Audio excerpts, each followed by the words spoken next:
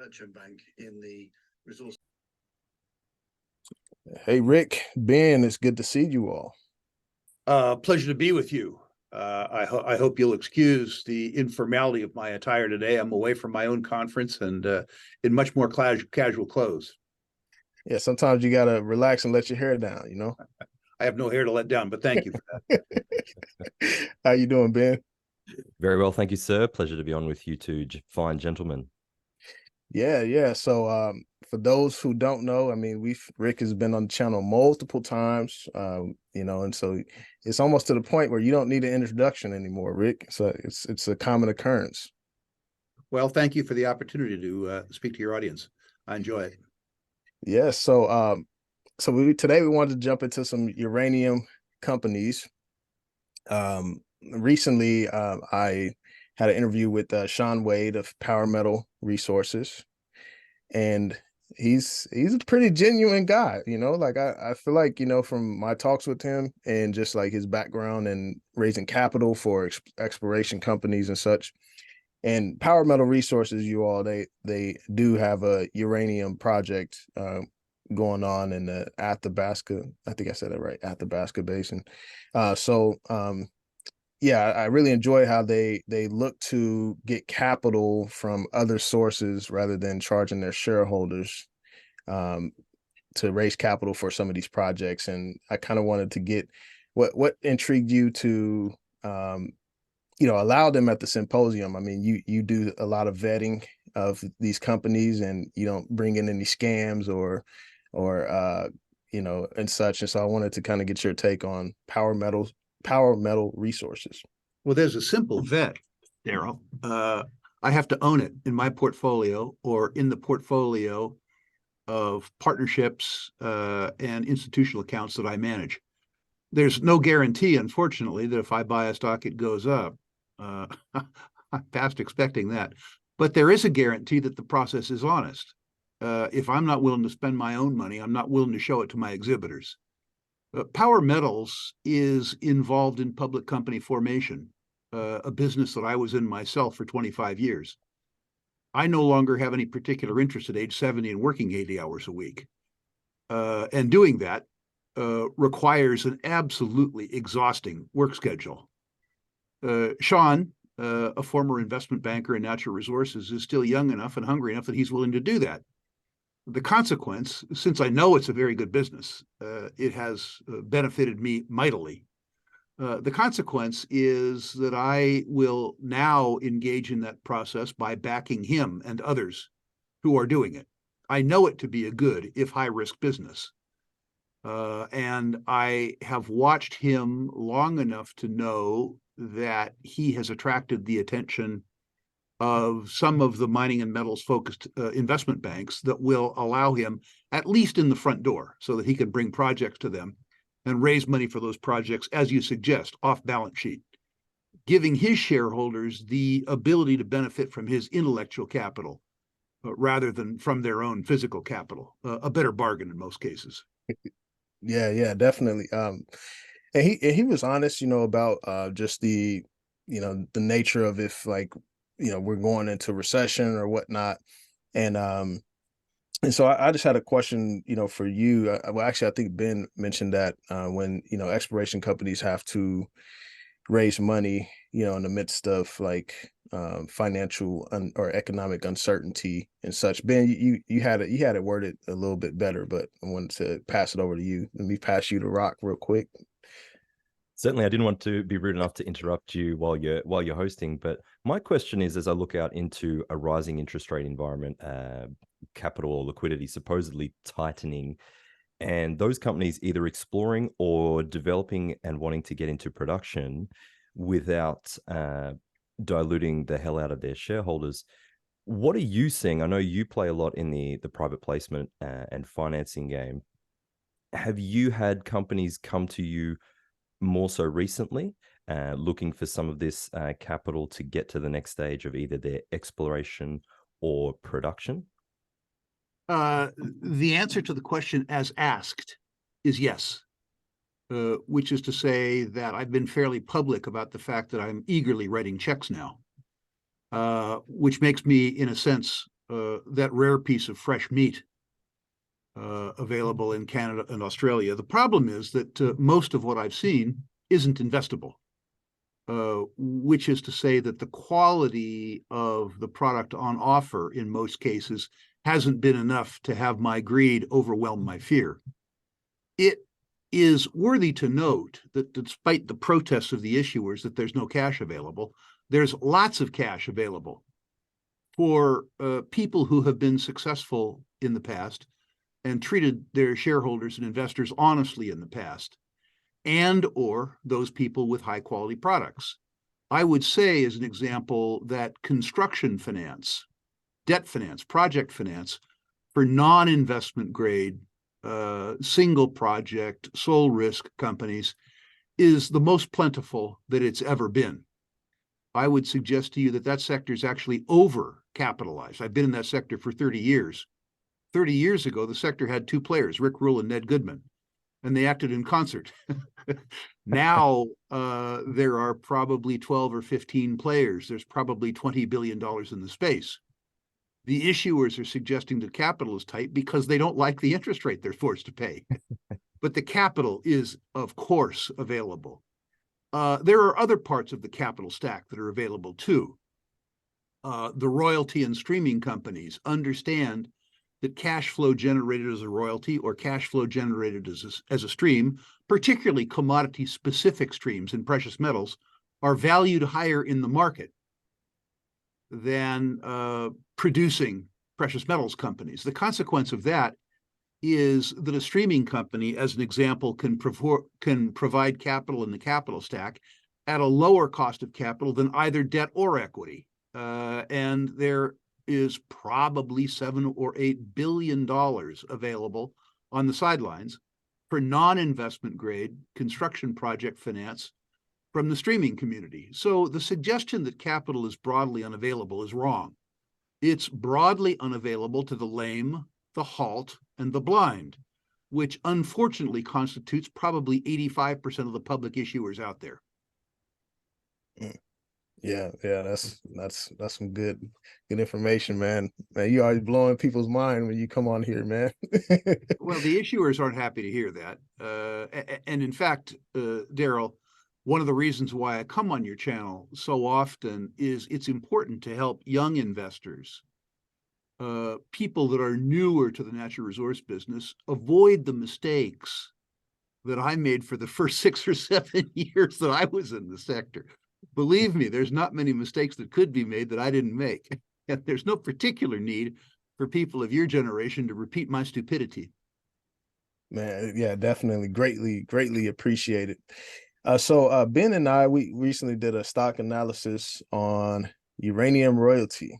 And me and Scott, we were texting, back and forth a little bit afterward. He had some rebuttals and some additions to it, which was really good. So uranium royalty and UEC were both at the symposium, and so I wanted to get your take on them because they are the only one uranium royalty in the space, correct? That is correct. They're the only focused royalty company in the uranium space. There's a lot of guys, by the way, including myself personally, who would write royalty checks in the uranium space, but they have so many structural advantages that I think that they will emerge as the only player that matters focused in the space. And I heard some comparisons to like Franco-Nevada or whatnot, and which I don't know their like origin story of like how they became so dominant in the space. I don't know if they just started early and then obviously made good decisions management wise and investment decisions, I assume, for them to be in that position. Let's begin this discussion, Daryl, with a disclaimer. I own uranium royalty, so this is not the type of dispassionate analysis that you might get from someone who isn't an owner. I am also personal friends with and a financial backer of this wonderful young entrepreneur, Amir Adnani, who is the sort of driving ego behind uranium royalty. In addition to that, I've been a friend of Scott Melby for so long that I did business with his dad before I knew Scott. So let's get the fact that I'm attracted to all of them personally out of the way. Yeah. I would suggest that uranium royalty, based on the package of royalties that it owns today, is fully priced. Partially because they're fairly new and they have uninvested cash. Partially, too, because they have been judicious with their cash, which is to say they haven't bought purported royalties on cat and dog projects from the lame, the halt, and the blind. The company becomes less fully priced if you take into account two structural advantages that don't occur, that you can't see on the balance sheet. The first is the management team that they have access to at Uranium Energy Corp. And throughout the budding group of Amir Adnani companies, there's a lot of institutional and intellectual capital available to them that doesn't show up in the balance sheet. It might show up in the income statement as an accumulated deficit, that is, that they've had to pay all these people, but it doesn't show up as an asset on the balance sheet. But investors need to keep in mind that these intangible assets are, in fact, assets in their own right. The second thing that doesn't show up in the balance sheet that sophisticated investors need to talk about is Amir's historic investment in financial public relations. I estimate that in the course of 20 years, young Amir Adnani has caused about $90 million to be spent in public relations and shareholder relations. What that means is that there is a cult of investors around Amir Adnani, many of whom are uranium focused. And Amir in uranium royalty will be able to go to market as the uranium market matures and talk to an audience that isn't unfamiliar with him. This investment by all of the companies in Amir's group is really an off-balance sheet asset, which will serve to lower the cost of capital for uranium royalties going forward. Now, investors and speculators who are looking at a uranium trade that will mature before the next long weekend, that is to say, people who believe in the tooth fairy, won't account or accord any value to uranium royalty for intellectual capital or for off-balance sheet assets like the cult following that Amir's companies enjoy. But intelligent investors who understand that expected increases in share price occur as a consequence of application and exploited advantage will understand that they are an important part of securities analysis. I'm sorry for that long-winded answer, but you asked me a question that proved to be too good a teaching lesson to ignore. Yeah, definitely. So I was recently, Ben, you can chime in whenever. I'm just going to ask this quick question. So I was recently in the rural classroom, and I was learning. I was learning. So I figured out my investment style. I'm a beta investor, and I know Rick is an alpha investor, right? I would assume you're an alpha investor because you get it. Daryl, I'm an old rich man, so I'm both. So for me, I've done a lot of betting on the sector, and now I'm trying to gain more knowledge on the individual companies. But one of the rural classroom episodes you mentioned, and this is when the gold bull market, the previous gold bull market, how you begin to see like companies making, unwise, stupid acquisitions and just blowing a lot of money and such. And so right now, what you're saying is that these companies are being very shrewd with their money, and they're not investing in projects that aren't yielding any type of results. And so companies like Uranium Royalty, they're very picky, and rightfully so, with who they invest with, right? I think that's right. I'm not sure that is going to be ubiquitous in the sector. What happens when a sector performs is the management teams almost always conveniently confuse a bull market with brains. They think the fact that the sector is doing well, and as a consequence their share price is going up, is reflective of their brilliance rather than a market. And they tend to get infected by hubris. And investors in the sector who have had positive experience in the immediate past allow this hubris to generate aggressive and bad decisions. I believe that Amir, despite his fairly young age, is emotionally mature enough, having grown up in a bear market, that if these mistakes occur, they will occur much later in the cycle. And I'm tempted to believe, having watched Amir for 20 years, and also being impressed with the uniformly high quality of people who are in his organization, that he won't be one of those who makes the mistakes. I guarantee you, Daryl, having been through many cycles in my 50 years in natural resources, that the mistakes will be made. I'm just hoping that they be made by management teams that are not fronting companies that I'm backing. Yep. Gotcha. Go ahead, Ben. You can chime in. Certainly. Well, with the disclaimer that if Rick's the alpha and you're the beta, I must be the omega investor. So there's a disclaimer there, guys.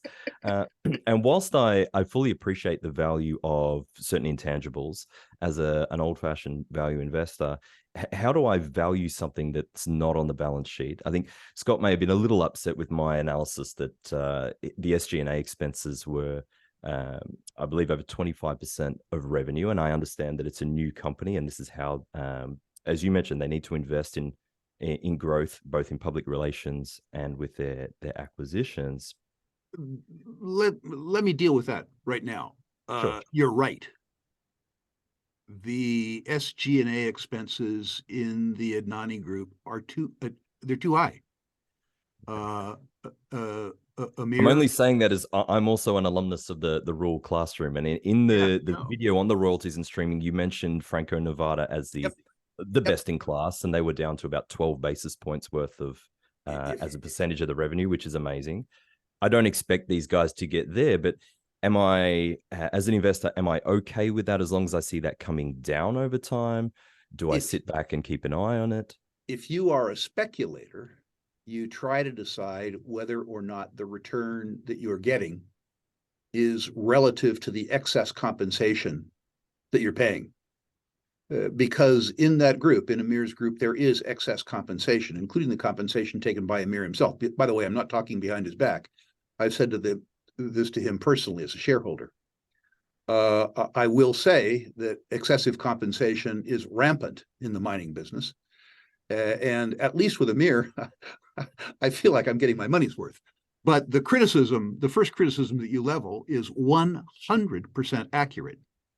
I, unfortunately, in my life, have never seen the perfect investment, one that ticks all of my boxes. You know, a company that's selling for half price, where you think that the net asset value is growing at 50% compounded, that's run by a genius, but is so good that it could be run by a gorilla. That's the old sort of Buffett criterion. Sadly, I think that looking for that is analogous to looking for a tooth fairy. I would tell people, too, that if you're a beta investor in natural resources, in uranium in particular, you are not coming as far down the value chain as Uranium Royalty. Uranium Royalty is a growth company. It's a concept. If you're a beta investor in uranium, you are starting your portfolio, pardon the commercial, with the Sprott Physical Uranium Trust. From there, you are going in one of two directions. You are either holding your breath and buying the ETF, buying the market beta represented by the whole industry, or you're buying Cameco and perhaps Cameco adding in Kazatomprom. If you're a beta investor, you're buying the biggest, best, lowest risk parts of the sector, so that when the sector itself floats, you participate in the delta between the sector and the market as a whole. If you're an alpha investor, if you are willing to work harder than your competitors and know more than your competitors, if you're prepared to stomach volatility, not as a risk, but rather as a certainty, then you need to begin to look at smaller companies in terms of durable competitive advantage. And you need to pay attention to information asymmetry. You need to know more about Uranium Royalty than your competitors do. Now, frankly, that's a really easy challenge, because most speculators, at least those who don't pay attention to the Rural Classroom, have an investment methodology that could be best summed up by got a hunch, bet a bunch, which is why most speculators lose. So you need to decide who you are while you're deciding how you value things. If you're a beta investor, Amir's investment in financial public relations is of no interest to you whatsoever. You're not interested in a microcap's durable competitive advantage, and you're not trying to pick a stock that is going to generate alpha to a sector that's already generating beta. All you're doing is making sure that you participate in a market move while simultaneously lowering your operational risk as much as you can do. And in that sense, Uranium Royalty isn't an appropriate stock for you. Mm-hmm. Yeah, so actually, now that you clarified that, I'm more of an alpha than a beta. All right. So I was gonna hope that you corrected yourself, Daryl, rather than having to have me correct you. Yeah, I was thinking with beta, because after I watched it, I was like, yeah, I think I'm a beta, because you had mentioned that it's when you buy companies, well, not even necessarily companies, but you buy the sector expecting it to outperform. Yep. And so in alpha, I was thinking like, okay, when you're getting into like the nitty gritty of each company, but now that you frame it in the terms of like, if you're buying like SPUT or, URA or whatnot, you're buying the ETFs, Yep. to diversify risk or whatnot. And so I see what you mean now. Yeah, I would describe you as a contrarian alpha investor. At least that's what I hope you become. Yeah. I hope you look for sectors that are out of favor. Mm-hmm. And in addition to trying to outperform the market, you try to outperform the sector too. Understand, Daryl, it's going to provide you in the course of your life with some breathtaking wins and some tooth-shattering losses. And you're going to have to work a lot harder than some of your old lazy competitors that are just interested in beta. It will, however, I think, knowing you now, provide you with an interesting life, which is a wonderful blessing. Yep. Agreed. So Ben, you mentioned that you had a couple of companies you wanted to bring by Rick. Yeah, certainly. You mentioned some tooth shattering or uncertainty, embracing volatility. It doesn't get much more volatile than when a group of gentlemen decide they're not fans of the current boss, and so they overthrow them. However, crisis and opportunity often coincide. What are your thoughts on the current situation in Niger, global atomic, or the country of Niger being responsible for a decent percentage of global uranium supply? And if we're going to dig into the alpha, is there an alpha case to be made for global atomic at the moment? I don't think that Niger will have any impact whatsoever on the uranium market. They produce a little more than 4% of the world's supply of uranium. And uranium turns out to be fungible. If there are diversions of supply from France to China, which doesn't seem unlikely, what will happen is that Australian and Canadian and Kazakh uranium that currently goes to China will go to France. Niger will have no impact on the uranium market except a psychological impact on the uranium market. It would appear that what's happening in Niger is very fluid. And I've tried in the last 2 months to learn more about the domestic politics in Niger, in particular the tribal and clan politics. Much of what happens in politics around the world, I think, goes back to that old Mencken quote about elections being an advanced auction of stolen property. This was, of course, an old-fashioned election that took place with guns. But I think that one of the things that happens in Niger right now is that there's a lot of populist pandering. I don't suspect, actually, I hope I'm wrong, I don't suspect that the coup leaders will be too much more population-centric than the people that they replaced. In the near term, I think it will be very. It will be. Rick Rule. Rick, how are you doing today? Sorry about that. I was trying to find your link for your rankings, and then that just popped. I think that you will see, at least in the near term, an ascendancy of Russian influence in Niger, because I think that the Russians will provide very reliable Russian bodyguards to the new leaders of Niger. And I don't think they're particularly interested in being protected themselves against other African countries, but rather, like their predecessors, protected from their own people. What will happen in Niger in terms of their relationship with foreign investors like GoVX and General Atomic remains to be seen. I am in contact with a Nigerian who I know from a past life, who purports to be in contact with the new government, who suggests that if the new government, if the companies, pardon me, are respectful of Nigerian interest, that they have nothing to fear, that Niger welcomes foreign investments of all types that reflects the interests of the Nigerian people, whatever that happens to be. I'm a credit analyst. I'm not a political analyst. And what that means actually is that I personally have discontinued rankings on both GoVX and General Atomic because I have no idea how the political dynamic in Niger is going to play out. I was attracted to the grade at General Atomic. I was attracted to the fact that I think the deposit has the ability to grow in size.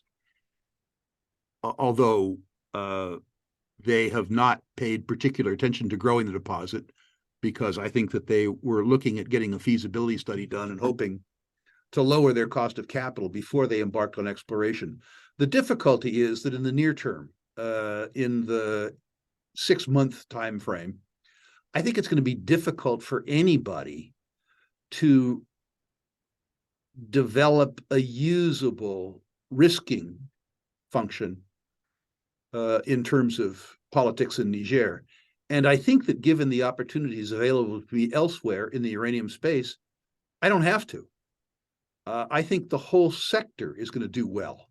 I don't think I need to take excessive risk to outperform the sector, because I think the sector as a whole is going to benefit me. So I have an excuse, if nothing else, for my laziness. That's good, man.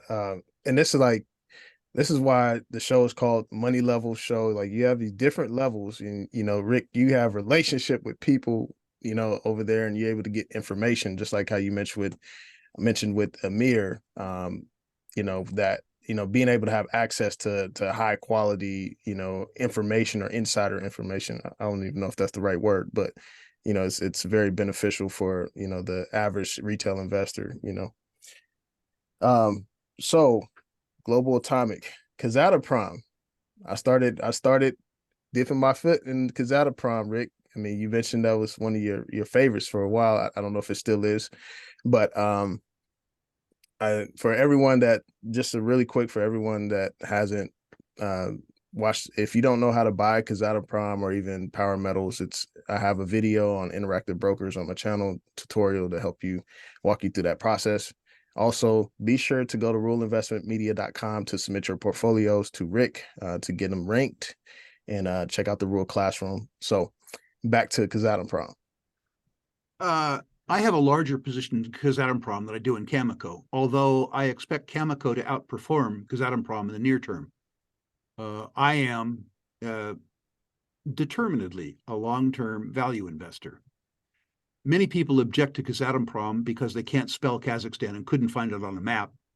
And when they do find it on a map, they notice it's between Russia and China, and that scares them. Many people, I think, overemphasize political risk because it's easier to be, it's easy to feel it than it is to think about it. I've learned in 50 years of resource investing that there is no such thing as a good jurisdiction. They're all lousy. Some are lousier than others. And while I don't object to putting a political risk discount on a country that you're afraid of, I do object to putting a political risk premium on a country that you're familiar with. I'm going to get a lot of hate for saying this to you, Daryl. But people like me seem to prefer having money stolen from them by white people in English according to the rule of law in Western countries. And they feel bad about having money stolen from them by more informal means in other parts of the world. What I've learned is that when my money is stolen, even by the legislature in English, by old fat white guys, it's just as gone as if it were stolen from me in Congo or Myanmar. And what that means is that the higher quality of Kazatomprom's reserves and resources the incredible capability of the middle management teams at Kazatomprom, and the free cash flow multiples mean that as a value investor, I have to own it in preference to Cameco, even though Cameco will always enjoy a lower cost of capital, meaning a higher share price relative to net asset value, and even though it is unpolitically challenging to own. Many of your listeners, Daryl, would be ill-advised to own Kazatomprom because it will give them so much psychological dissatisfaction that either they won't be able to continue to own it or it will cause them trauma. I'm going to sound like an old Californian, which I am, but an important part of wealth is enhancing your sense of well-being. And if owning Kazatomprom drives you so crazy when you turn on the evening news that you experience personal trauma in the quest for dividends, sell it. That isn't a problem I face. Mm-hmm. Yeah. And speaking of news, like, do you like in these jurisdictions, do you like look for news, like local news or whatever's happening in that nation? I mean, obviously, like you want to assess like the geopolitical risks. But for me, like if I'm owning something that I believe is like high quality, like, you know, I want to avoid like I want to avoid the negative press or either Western press on it, you know. So like how do you manage that, Rick? I have, as an example, very large investments in Congo, Democratic Republic of Congo. And it's a mess. I mean, it's not a country, it's a floating abstraction. It's an absolute mess. It's a mess that's getting better. But I don't pay attention particularly to CNBC or ABC or Fox News. People, first of all, that don't, as far as I can tell, have any investments in Congo. I try to, as much as I can, get my news from sources that I have found more reliable. Al Jazeera would be one. But one of the great advantages I have being 70 years of age and having invested in Congo now since 1996 is that I have a whole bunch of Congolese that I can call. And I'm actively trying to increase my Rolodex with younger people. As you may know, I've joined the board of Students for Liberty now, a worldwide students organization that has had 160,000 young people go through their program. And I'm delighted to say that I now am in contact as a mentor with young African libertarian groups in both Lubumbashi and Goma, two prominent cities in Eastern Congo. And it's interesting to get reports from Congolese who live in the Congo, both about how they feel about national politics, but also how they feel about local circumstance and foreigners. So I try to get a variety of information. And I tend not to think too much about ABC, NBC, CNBC, except in the way that the narrative espoused by them might impact the actions of other investors. In other words, I don't look at it as fact. I don't even look at it as information. I look at it as a way to anticipate public opinion and action. Gotcha. Go ahead, Ben. I don't know if you had any thoughts or wanted to share. It's actually quite topical. You guys already answered about 3 or 4 of my questions, but the reason I have gray hair as a 32-year-old is because I'm so far down the political risk situation. I don't even know what mainstream looks like anymore. But I woke up to news this morning of a coup in Gabon, where I have some invested interests. Lula, the president of Brazil, is talking about, let's say, tax reforms. Am I allowed to ask about oil and gas stocks? Because that's actually my favorite sector. It's the sector I grew up in. It's one where I actually know a lot as a purport to know something. Go ahead. I may learn something. No, great. If we're talking about some of the best in class, I look at and tying into investors' perception as to political risk. How do you view Chevron and Exxon versus the likes of Petrobras, the Brazilian behemoth, which is trading, as I understand, roughly a quarter of the valuation of its North American peers? Do you have any vested interest in Petrobras? I'm a Petrobras shareholder. I'm an Ecopetro shareholder, which is, sort of Petrobras light. I'm a large Exxon shareholder. I'm a smaller Chevron shareholder, and I look at them through different lenses. If you can divorce yourself from the fact that Petrobras is going to exist for the next 3 years in a regulatory climate that's hostile. Lula, in order to keep his campaign promises, is going to have to steal more from Petrobras and from Vale. That's a given. But the valuation, I think, overstates the risk. The second tier asset that Petrobras has, upstream asset, which is the Campos Basin, is the equivalent of being the dominant American player in the Gulf Coast 40 years ago. It's an amazing piece of geology that is dominated, at least physically, maybe not intellectually, but physically, by Petrobras. And for them, it's second place to the Brazilian offshore.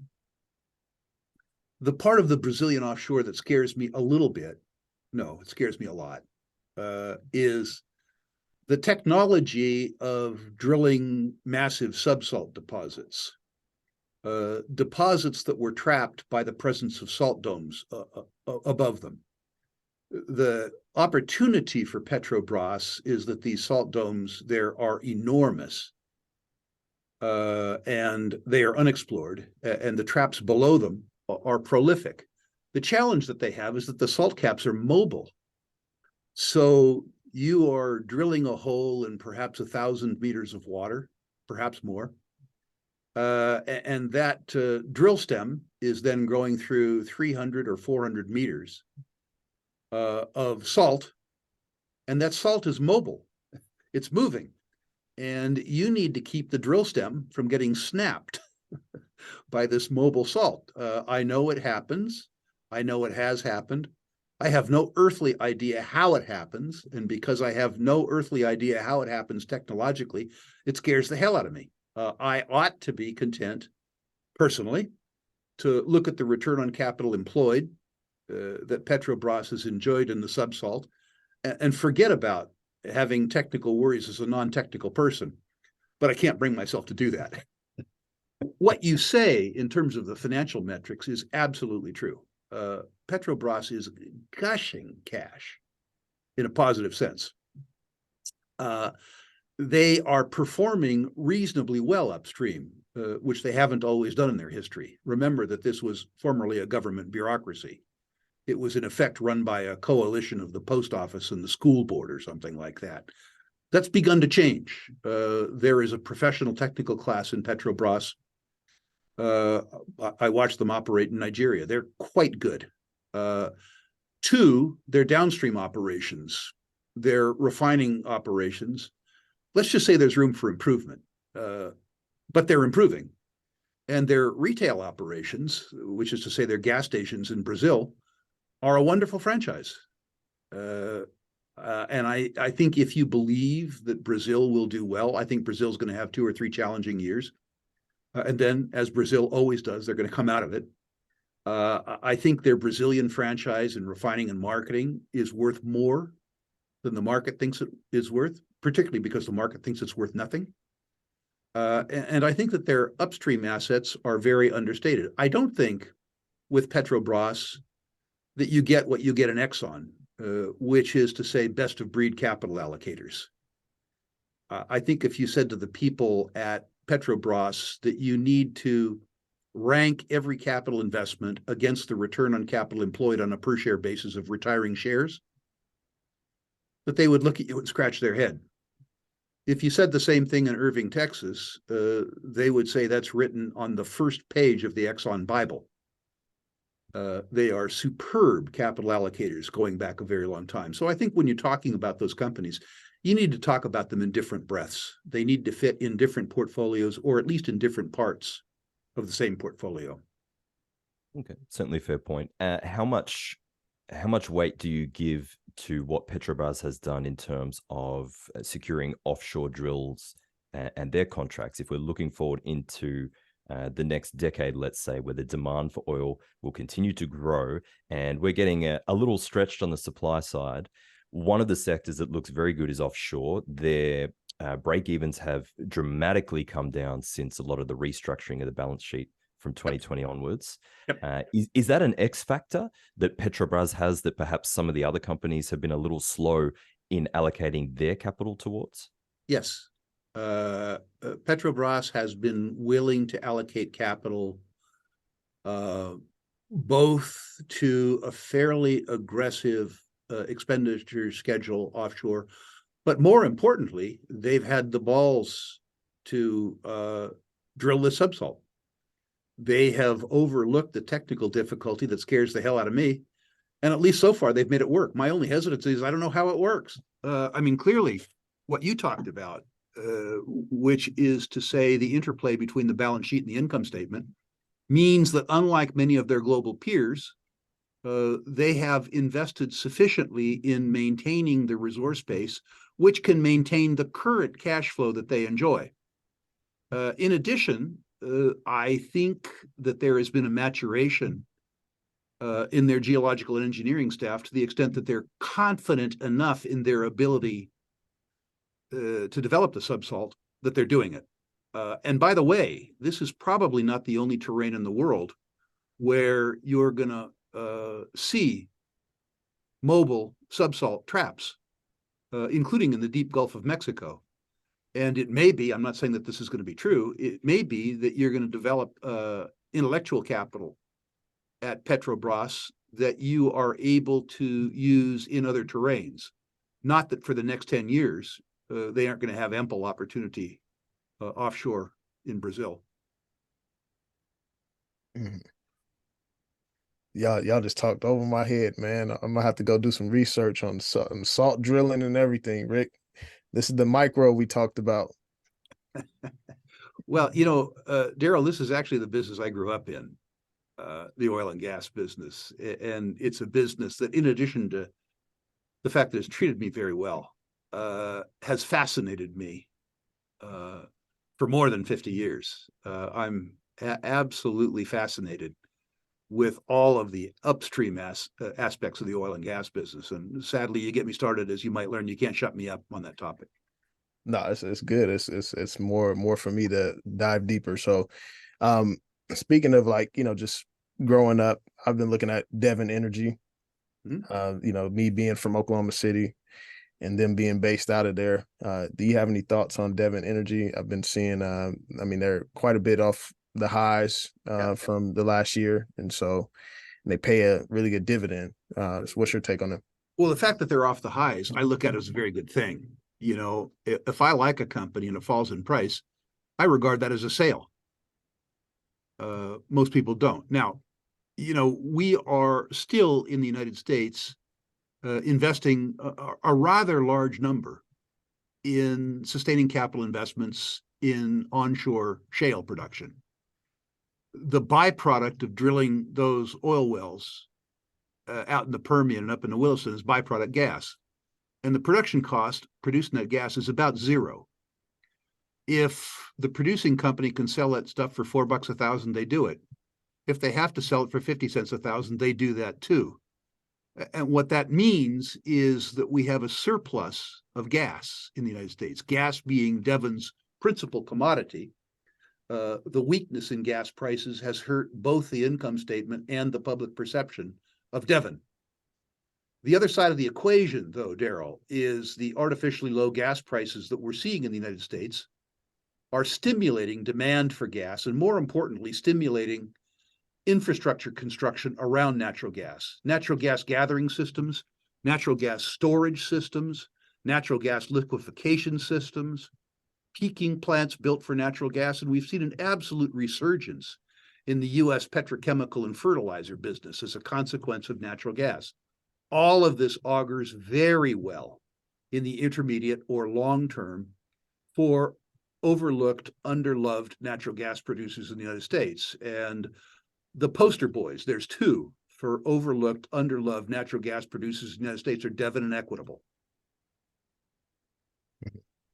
Is there do you have any So like I know last year, the whole issue with Europe and when we had the Russia-Ukraine war, and I think they had a hotter, warmer winter last year, and we're kind of getting back to that time frame again, and not sure if it's going to be colder or what. Do you have any take on like how natural gas may fit in that scenario if it is like a colder winter in Europe? I don't. I've at age 70 stopped thinking in 6-month or 12-month terms. I think in 60-month terms. Mm-hmm. And I mean, it really sounds callous because I know that many people think in terms differently than I, and I genuinely feel sorry for them. But money's made by compounding, and compounding takes time. I have no idea what the winter's going to be like in Europe, and I could study European weather patterns till I was green or dead, and it would have no impact.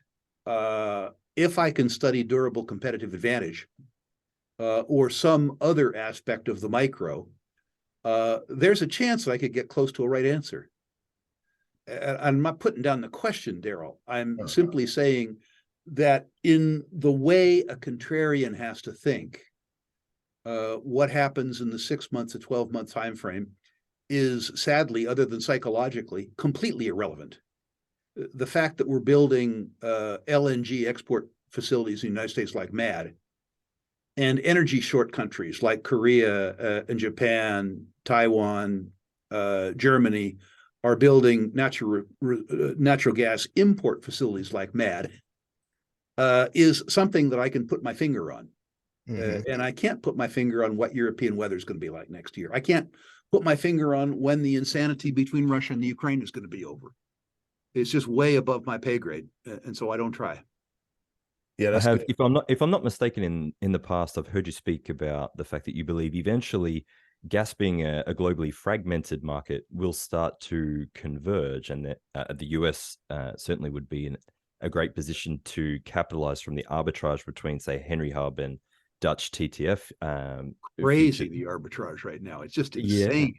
Yeah. I have my eye on a company that has spent billions in CapEx. It's now about to have that CapEx turn into revenue, according to management presentation. The company is New Fortress Energy. I'm just wondering, given you guys are talking about this, if there's a chance you've heard of the company, or if you have any thoughts on New Fortress Energy. I don't know New Fortress well enough to comment. I've followed, I followed particularly in that theme, Cheniere, because decades ago I wrote the Save the Company check in Cheniere. So I've now listen, I'm long gone as a shareholder there.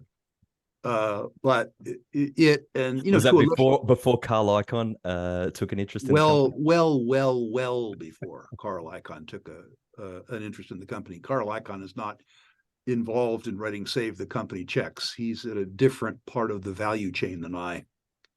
I followed in your country Woodside a bit for 35 years, more closely now with their acquisition of the BHP oil and gas assets. I think you're in the beginnings of forming a mini major, which I think is really cool. New Fortress I'm aware of, but I don't know enough that I would burden our audience with any comments on it. Yeah. Fair point. Well, Ben, you got anything to add before we wrap up? If I could squeeze in, I wanted to butt in before, but I didn't want to be rude. We went through the levels of the beta and the alpha, and then into the major plays and the micro. In uranium, we spoke about some of the majors in the oil and gas. A good friend of mine, who is a very decent capital allocator, Josh Young of Bison Interests, has been pounding the table on small cap oil and gas plays, particularly in Canada. Just wondering if that's caught your attention, Rick. The likes of, let's say, Journey Energy, tremendous management team doing accretive acquisitions, investing in power generation, where I see Alberta, let's say, could use a little more power generation. Right. Just wondering where you see any value in the small cap end. I completely agree with him, and that's frankly the small cap, in my day, sub 250 million market cap, now sub $1 billion market cap. That's a wonderful alpha opportunity. What I found talking to generalist audiences on channels like Daryl is that I am better off starting people out with bigger names. I think in particular, if you're concerned about when the Canadian energy scene turns around, which is a different way of saying when Trudeau is deposed, that you have a time value of money problem. With Exxon at a 5 or 6% dividend, the dividend obviates the time value of money concern. The second thing is that understanding the junior oil and gas sector, the way that I've excelled in that sector is I've worked harder than my competitors. For me, it's always been a pleasure. It's always been a joy to do that. But I understand that I'm talking to an audience that has families, that like to golf, that want to read some books, and are perhaps less willing to do the work that generates alpha. To the extent that people want to generate alpha, I think probably that the greatest alpha in the resource space is in the uranium side. But I think that the second greatest alpha in the resource space that I know of is in the Canadian juniors.